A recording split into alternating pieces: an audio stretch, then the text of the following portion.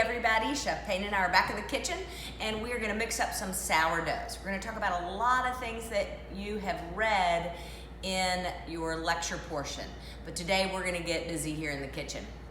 So I want to start by showing you this formula that we're making. This is a miche. We broke this down to make one miche. This makes several, but this miche is a big 5-pound loaf that a family would eat all week. It stays preserved because there's such a high percentage of sourdough starter. Here's our starter that we've built, and it's gorgeous. You can see it all pocked with CO2. It's gorgeous. We've already measured this recipe and calculated the water temperature, but I want to take you through how we calculated the water temperature. DDT stands for desired dough temperature or tempering. I set our temperature today at 78 degrees. It can be cooler for sours. The baker can set that temperature. So I'm setting artisan bread temperatures in this class at 78. There are 4 factors: room, flour, the sour or the pre-ferment, and the water. We have to consider friction factor, the heat that's generated in the mixing bowl. So 4 major factors that contribute to the temperature, overall temperature of the dough. 78 times 4 is 312. We took the room temperature, it was 78 degrees. The flour temperature was 68. Our sour came out of the cooler, so it was cool, 41 degrees. Taking into account 15 degrees for friction, brought our water temperature to 118 degrees. So I measured that out of the tap. We have really hot water in the tap, and I've also portioned the amount of sour that goes into this formula. I always put the sour pre-ferment and commercial pre-ferments right up on the water. It brings the water temperature down if it's a warm 118, and it also softens your pre-ferment. At that point, I'm gonna add, these formulas in our book call for a little bit of yeast. It is still considered sourdough if the yeast does not equal more than 0.3% total weight of the flour. So these formulas are all wonderful. You've gotten this packet in the mail. So I give the yeast right on top of the sourdough culture on top of the water. And after that, this miche is a whole wheat miche. It is delicious, and we're gonna bake it in the big loaf. Families baked the miche when we were still baking in communal ovens, and they would score the top or stencil the top of their miche so that they knew which family belonged to which miche. And because of the high concentration of starter, preserves it for the entire week, and the family could eat on that the entire week. So this is a great old traditional bread dough formula, so I thought we would do that today. We're also gonna mix together a rye. The only reason we're doing these two is I just want you to see the basic concepts here and the basic ingredients. The ones that you all have been assigned, you'll see those next week in week 5. They'll have just flavors in them. Some of you will have chocolate cherry, some of you will have pumpkin, hazelnut, olive, rosemary. They're delicious. All right, so these are very high hydration doughs. If you come over here, Chef Payne, you see this is 85% hydration. That is huge. So these are real sloppy doughs, and they take a long time to develop.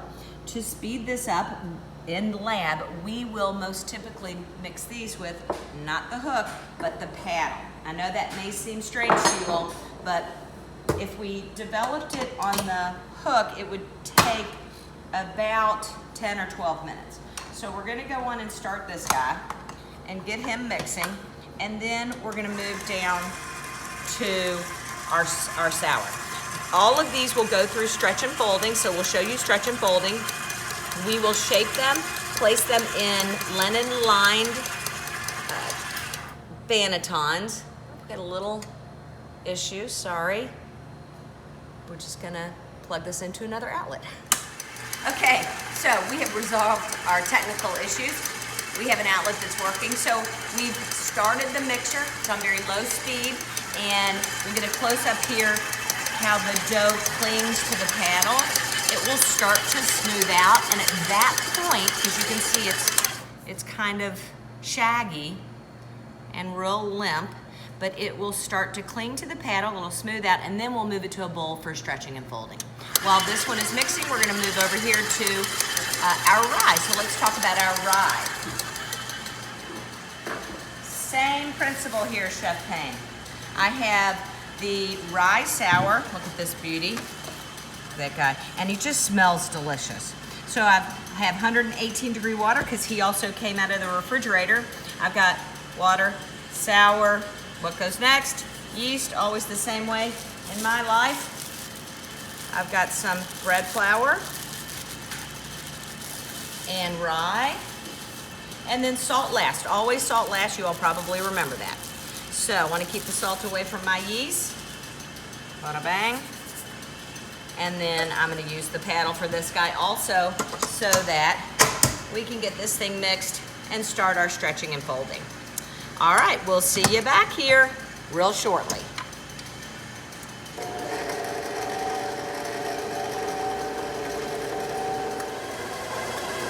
Okay, I'm hanging out over here by the rye because I wanted to show you all something about how rye develops. You know, it's not that rye is gluten-free, it's just very, very low in gluten. So as you can see, it's really struggling to even come together. So do not get discouraged with rye. It'll eventually come together. It's just gonna take a little bit more time. We'll come back throughout the process, show you stretching and folding and how the dough is developing before we shape it and get it into our bannetons for the evening. All right, it's gonna cold ferment overnight. Both of these doughs very high in hydration. The light rye is 72%, and we were talking about how typical doughs are around 55, 58%. So this is very, up to 60. Sometimes baguettes can be over 60, but typically this is considered a very high hydration dough. Okay, so we're back with our miche. He has gotten some nice development here. Not overdeveloped, he's still a little shaggy, but he was clinging to the paddle. He was separating from the wall of the bowl, and we're gonna take him out and do a stretch and fold. Sure we are. There we go. All right, now, here's a little trick. These doughs are wet. We talked about how wet these doughs were. Wet dough does not stick to wet hands, so I always keep a bowl of water near my production area so I can just dip my hands. You want to be careful that you don't get your hands real wet because you don't want to add to the hydration, right? So just a little dip. I'm going to grab him. I put him in a greased bowl. And I'm gonna perform my first stretch and fold, but really I just call this organizing the dough. So I'm gonna pull. You can see I've already got some gluten because he's not shredding, but he's not real strong. And I just say north, south, east, west. So I'm pulling, and then I'm gonna flip him over. And I'm gonna put a timer on him, and we're gonna come back and we're gonna stretch and fold every 15 minutes. I want you to come over and look at the rye now, and look at the difference that this guy's making. Remember how shaggy and disorganized he was? He's beautiful now. So I'm gonna take him off. Look, he's got some start of some development here. I'm gonna take him off. So sometimes we have to, since we're limited in time in lab, sometimes we have to use some tricks so that we can get produced in a day while you all are all here. We'll have an additional hour this quarter once we get back into school, but this will be so helpful. So I'm gonna bring him over, grab my water, get my hands a little wet. So with sours, they have a tendency to be a little wetter, stickier doughs, but do not add flour. Resist the temptation to add flour because you want to work with what the formula calls for, because we want big air cells. He's already got some nice gluten. We'll come back at him, and then I'm gonna flip him over. You can tell that he's not as developed as the miche. You might be able to see that membrane sort of breaking. Anyway, they both look great. Every 15 minutes, we're gonna give them a stretch and fold. And in a couple of hours, they'll be ready to portion and ferment overnight in the cooler. Okay, so we're back. It's been a couple hours and we have stretched and folded our miche and our sour rye. Look at these guys, they're just beautiful. Got beautiful gluten development. Okay, so remember the water we were using? At this point, we put that away. We don't need that water anymore. We do need a little bit of flour on the bench. Not a ton. I really want to avoid adding too much flour. Okay, so this miche is a loaf, a single loaf, so I don't need to portion this. I'm just trying to gently release it. I've got some equipment over here I want to talk about. These are proofing baskets or bannetons. These are coil reed bannetons, and these are linen lined bannetons, and I love these. Very traditional to proof sourdoughs in these baskets. So I've got different shapes, different sizes, and I'm going to make sure that before I use these, that I make sure I get a nice even distribution of flour. These are wet doughs, remember it, I don't want it to stick. And you can brush off the excess tomorrow when we go to bake them. So I'm just gonna turn out my miche onto my bench. And this will be the same process I use for, oh, it's just gorgeous. Same process that I use for the rye. So this is a little bit degassing. A little bit of flour, and then I'm just going to bring it in. I want to be pretty gentle. I'm not going to be rough with this guy because I want to preserve all those beautiful air cells. So all I'm trying to do is just get this nice round surface. It's going to spend all night in the cooler trapping CO2, right? This real nice tight surface. And then I'm gonna invert him. I'm gonna place him just right down here. I'm gonna put a little flour around the edge. Like I said, we can brush that off tomorrow, but I don't want him sticking. These linen baskets are wonderful. If you don't have a linen basket, if you wanna use a coil reed one, you can do that and put a little piece of, maybe one of your side towels in there and just use it to cover your side towel.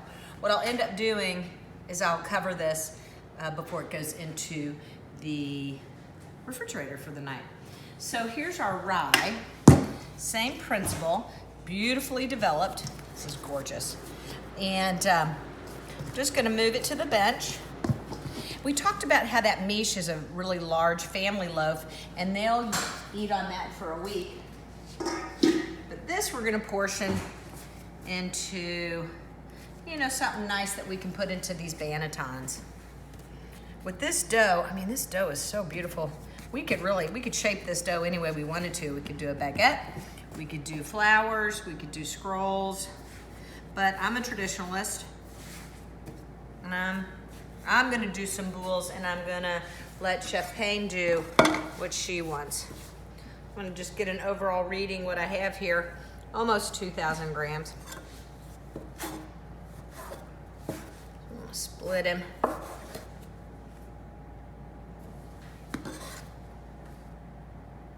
Wow. I'm not gonna say it, but perfect. Rats. Tuck him under here. Okay, so I am going to gently bring this in just like we did the last ones, right? So just a little pre-shape. I know that these are gonna end up being boules or batards, so let me show you what the batard would look like. A pre-shape for a batard or a baguette. So if it's gonna be round, I like to pre-shape it or round it. That's before bench resting, right? So if I know those are gonna be round, might as well start them off as round. If it's gonna be an oblong shape, I'm gonna pre-shape it in oblong.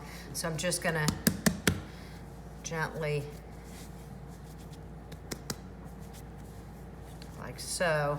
So I want a cylinder, more of a cylinder shape. This is also kind of a good last effort to get a little more strength.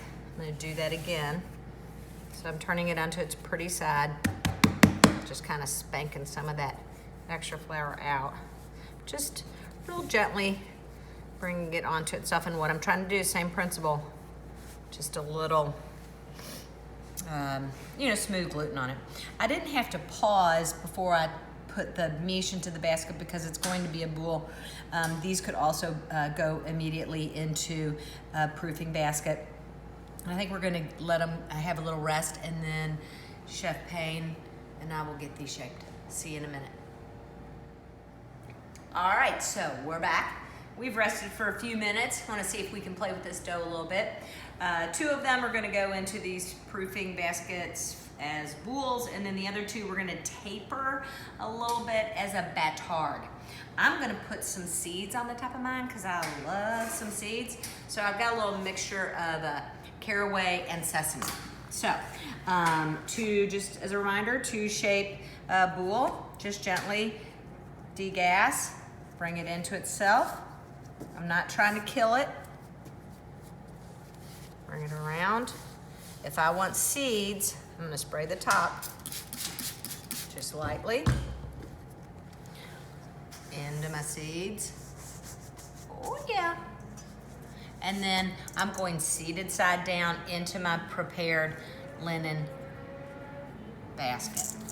Okay, so I'm gonna do one and Chef Payne's gonna do one of each variety. Okay, I've also scraped a little bit of this flour off of my bench. I really just want it gritty because too much flour makes your dough slip around and just not so nice.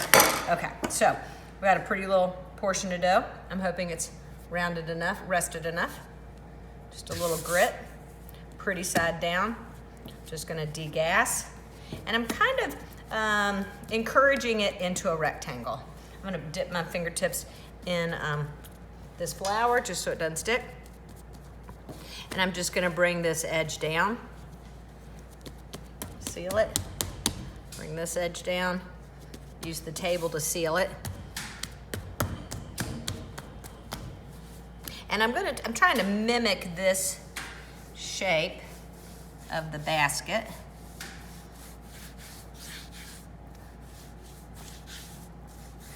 And I'm gonna make sure that my seam is down when I place it in the oven. Right now the seam's gonna be up, okay? Ooh, seeds, seeds. Seeds, Chef. Seeds.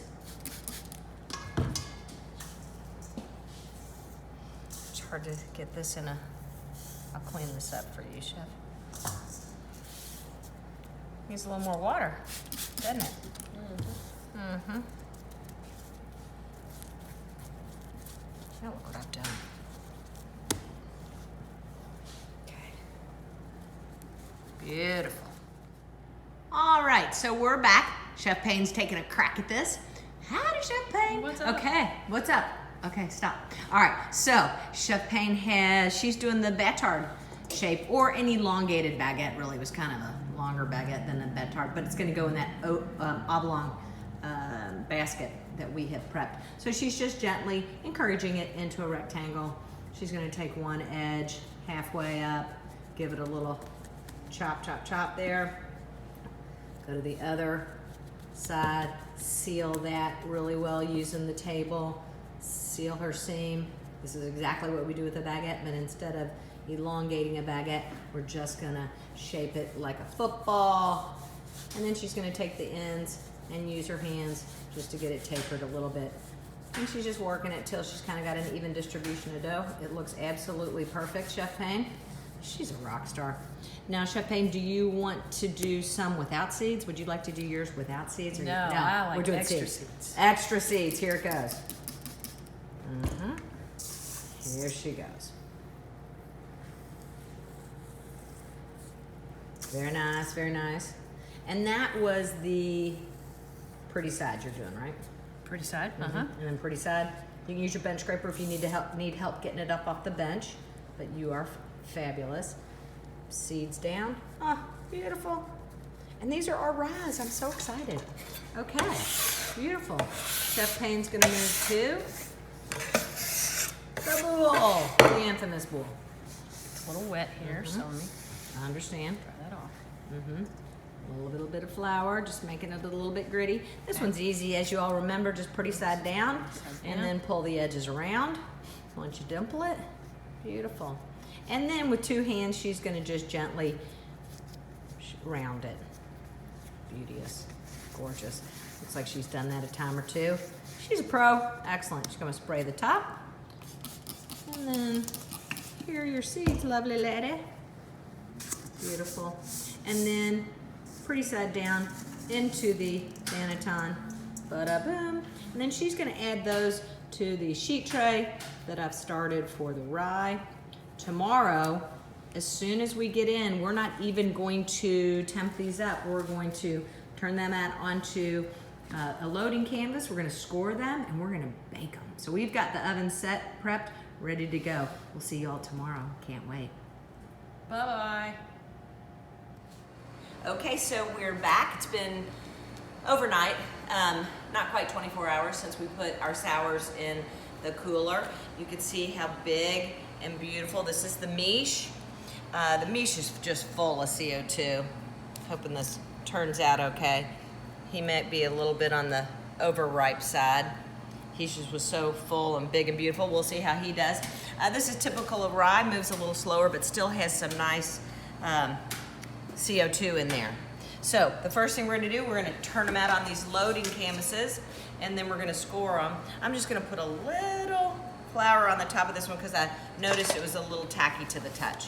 And I'm just gonna turn them out. I'm feeling him fall out of the basket, so I wanna not force him. Beautiful. We'll see how that guy goes. And then we're gonna turn these out.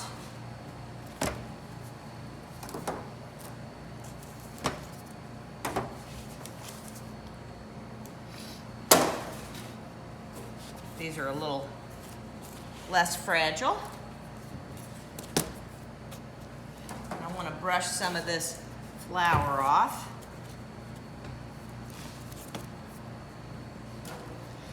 And we need to score them before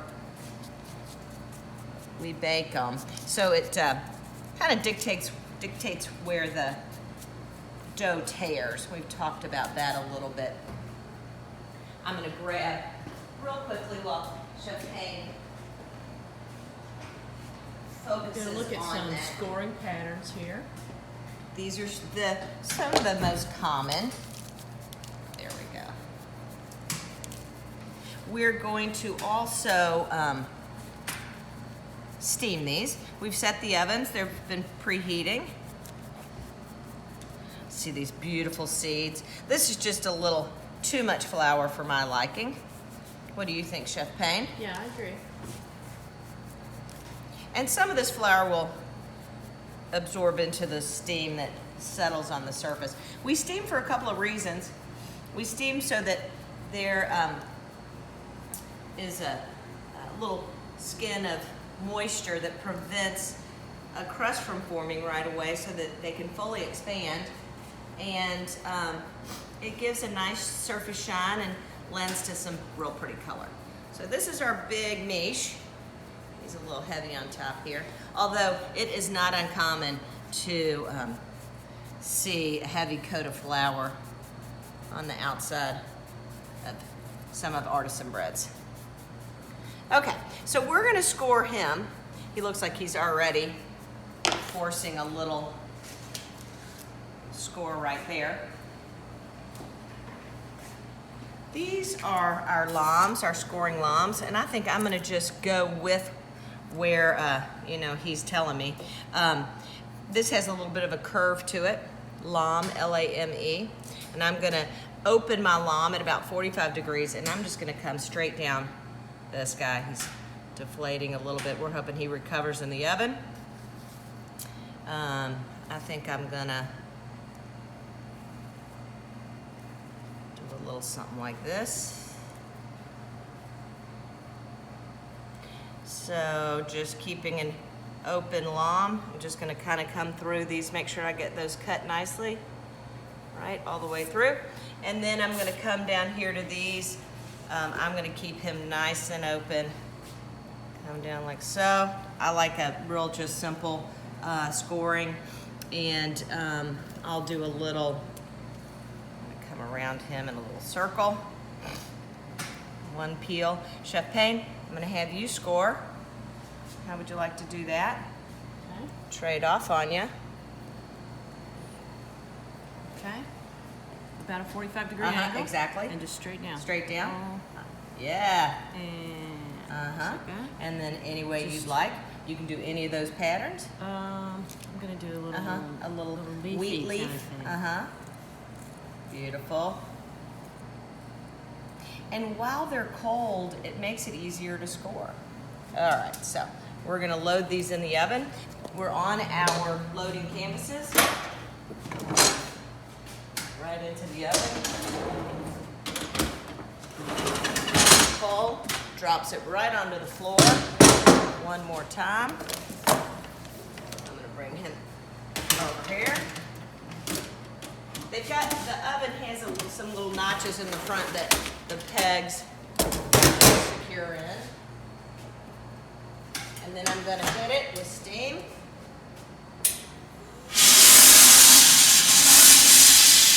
I wanna fill the oven with steam. I'm gonna hit it a couple more times.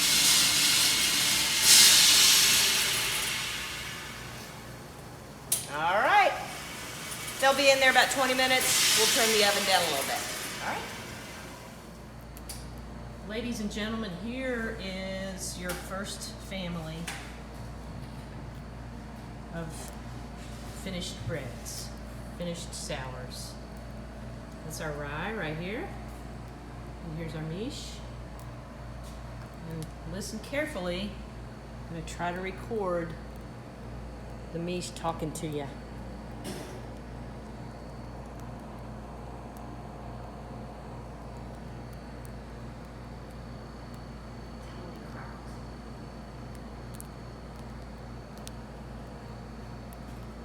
Hopefully you can hear a faint crackle.